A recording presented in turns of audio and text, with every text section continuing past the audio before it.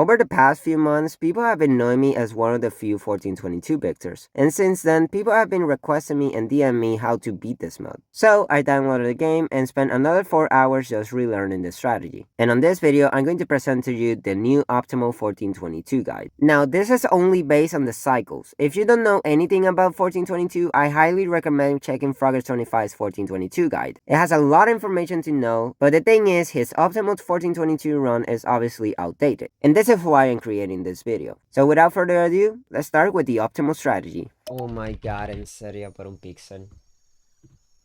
Okay, so first let me explain a few things. Number one, each explanation is going to be divided by every single Seabill and Toy attack, no matter phase 1 and phase 2. Number 2, I use map icons and skip 50 seconds because I don't want this guide to be tedious and long. So yeah, after spending 50 seconds with our mouse on the top left corner, we need to go back to the living room.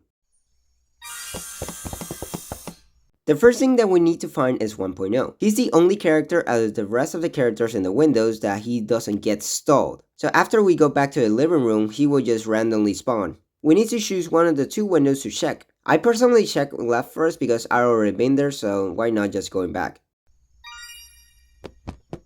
When we check the window, we notice that 1.0 is going to be there. This is not always the case. No matter if it's there or not, we need to wait until the rockstar gets to the other side and go to the window where 1.0 is and close it.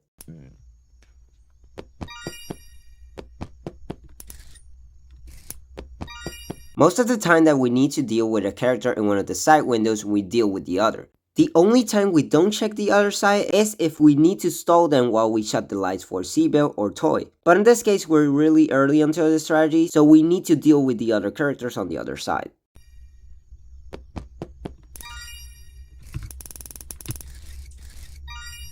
Alright, perfect. After we deal with both sides, we need to check the front window and deal with Kill Timber and Springtrap. I personally check them and will recommend to check them at exactly 1.09, and I will tell you why.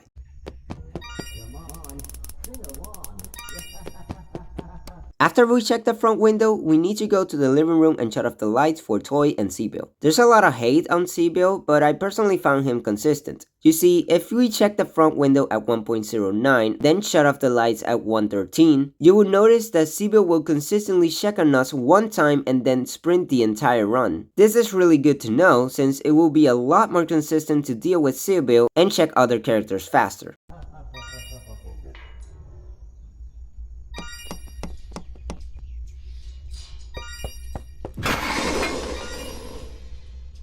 And that's our very first Seabill attack. After we deal with Seabill, then we need to check immediately the side windows.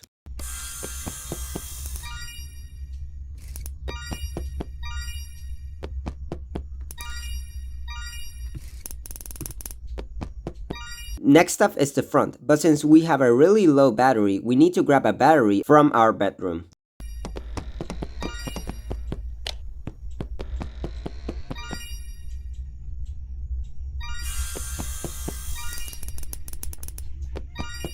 Now before Toy reaches the living room, we need to deal with both sides until the 2-minute hit mark.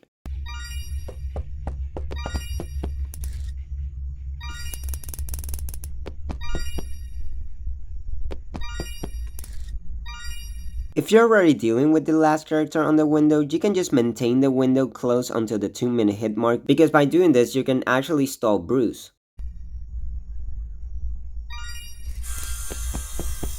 Every time I'm about to deal with Toy, I'd rather just wait 2 or 3 extra seconds before shutting on the lights because sometimes he's really inconsistent. But if we do it successfully, we manage to deal with the first Toy cycle.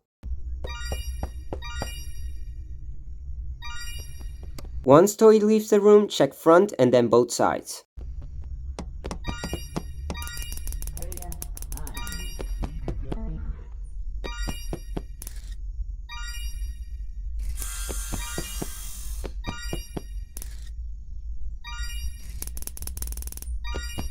Now grab another battery from your bedroom because this next step is going to be the hardest. Now, this part right here is the one that struggled me the most while trying to make a strategy. This part right here is definitely the reason why it took 75 hours of playtime, because this part right here felt so inconsistent, but I think I finally cracked the code. Instead of now going directly to front, we need to check one of the side windows and immediately leave. This is because our next target is 2.0. If it's not on the window we checked, it's definitely on the other side, since he is the fastest to spawn. Once we identify 2.0, we first need to check the front, then go to the window where 2.0 is, and turn off the lights so we can stall the other characters from the other window.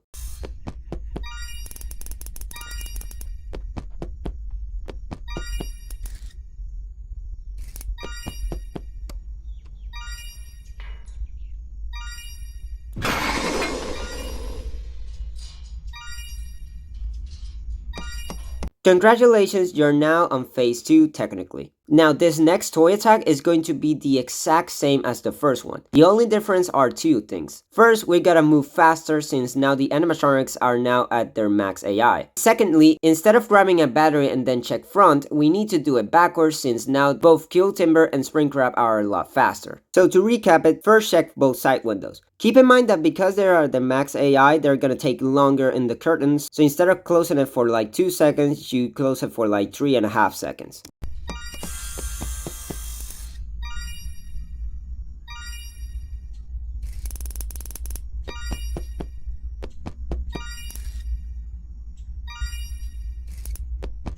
Now, like I said, check first front and then grab a battery.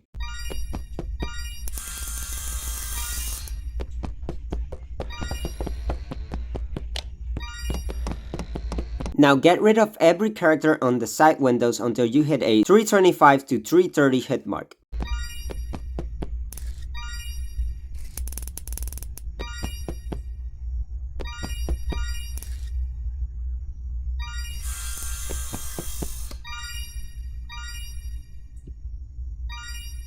Now we're onto our final Seabill attack. So like in every Seabill attack, start with checking the window and then both sides.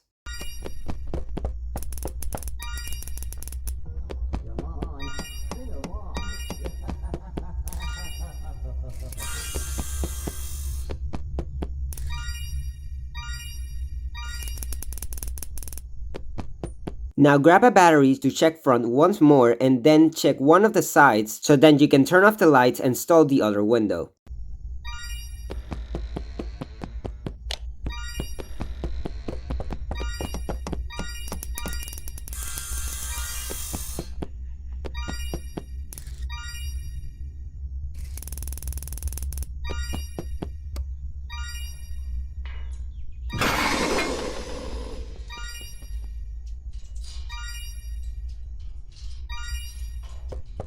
We're now onto the final stretch. Just like last time, check both side windows starting from the one you stalled and keep it closed for like 3.5 seconds for character.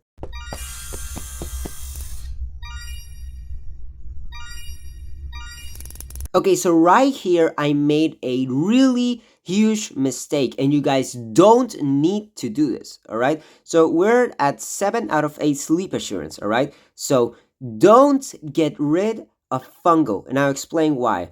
He has the slowest kill timer out of all characters. I think it's about 30 seconds of kill timer, which is a lot.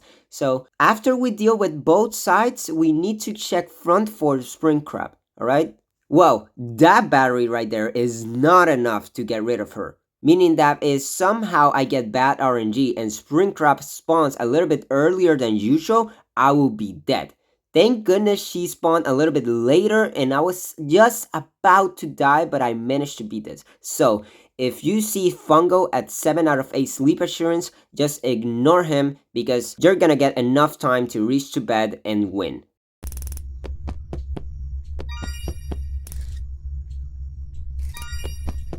After both side windows, if you have enough battery, check Spring Crab and immediately get rid of her. Like I said, I don't have enough battery, so the best that I can do is just go to bed. To go to bed is really simple. Just wait until Nightmare Beatty moves and gets out of the way. And once he's on the other side, just immediately spam down, but like faster and faster until you reach to the bedroom a second time, so you can press B and you're done with this legendary max mode.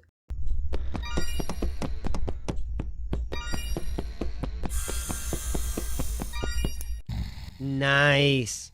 Wow, qué perfect run.